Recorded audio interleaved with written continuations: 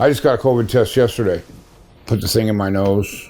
God, I hate that. It goes way back there. It feels like it just snorted the worst line of cocaine.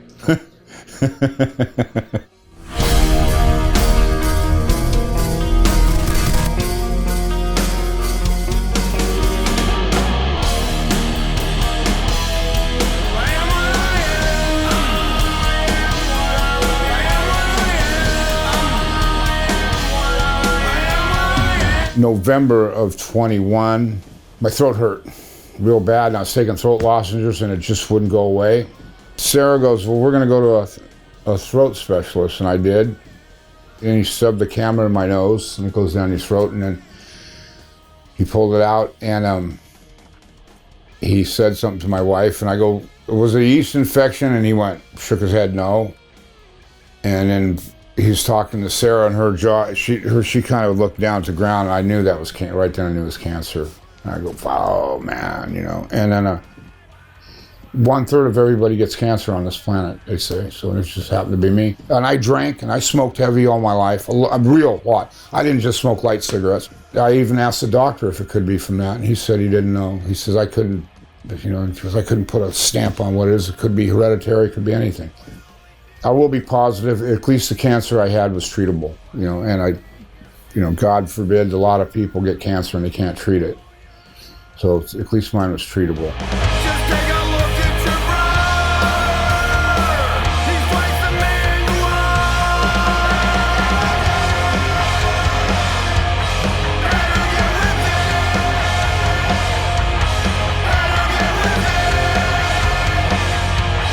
Well, what happens is 7 weeks of radiation, Monday through Friday.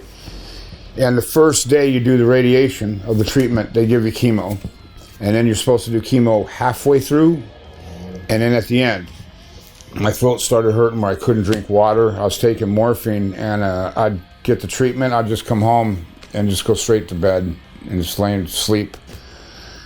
And then Sarah, my wife, would wake me up, you know, dinner time, try to get me to even drink something, and I couldn't drink, and she'd be almost crying because I'm just withering down to nothing.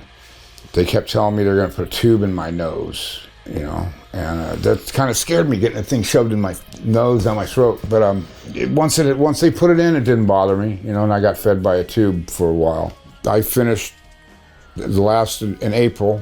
So it's been 4 months, and I'm starting to feel a lot better. I'm not 100% now.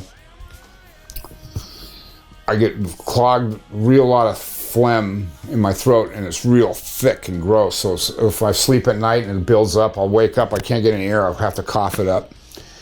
And I have no taste. Everything I taste, I'm not gonna say it tastes like shit, but everything I taste just doesn't taste like what it smells like. You know, I just had a banana and it didn't taste like a banana, but I ate the whole thing because I know I got to start eating food, you know.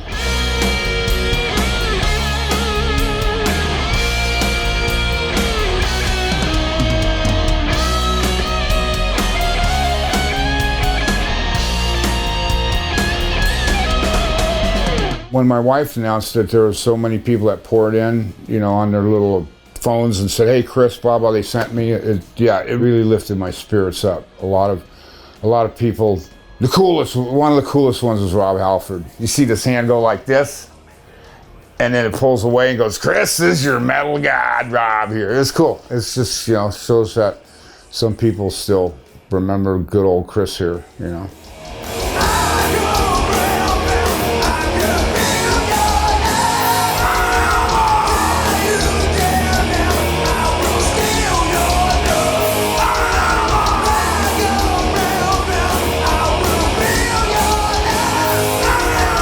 When I first got diagnosed, I was kind of depressed. I was like, you know, I didn't feel like playing. So I didn't play for probably 6 months, something like that.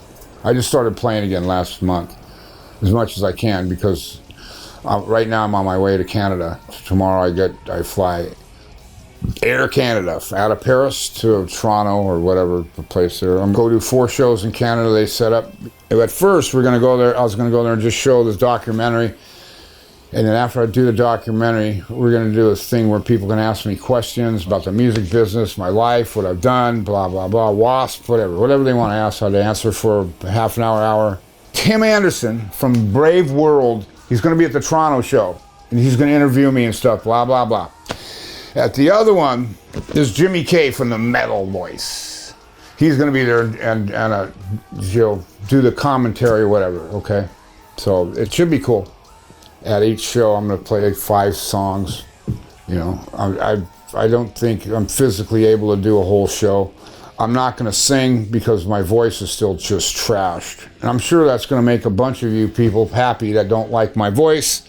They're probably going, oh yeah, finally Chris can't sing. So look in my eyes and learn alive the truth.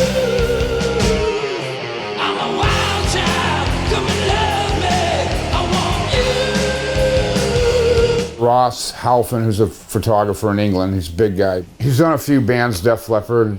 He's doing a book on Ozzy now. Ozzy's painting stuff. And I sat there and commented on a lot of pictures about what was going on at the time, blah, what I thought, what year it was and stuff like that. Through the whole book, I did the commentary, you know. Well, there's a lot of pictures I've never seen before, you know, that he had from touring with Iron Maiden. Plus he did one of the first photo sessions that we had done. I think he did F Like a Beast album cover and a bunch of other stuff, you know. Ross asked me to do it, I did it because he always made me feel like a human being on the same level on the road.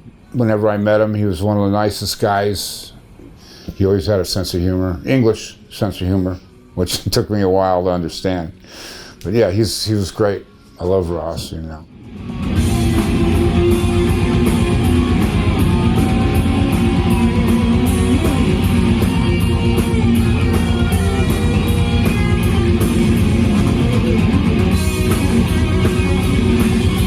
The way that I lived in my 20s and 30s, I burnt the candle at both ends and in the middle, okay, with a torch.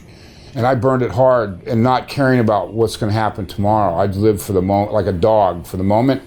It's just the way that I lived. And I didn't expect to make it. I'm 64 now, 65, soon I'll be retired. I'm not going to retire, you know, I don't know. I've thought about not playing, retiring, but I enjoy playing too much. I enjoy doing it, you know.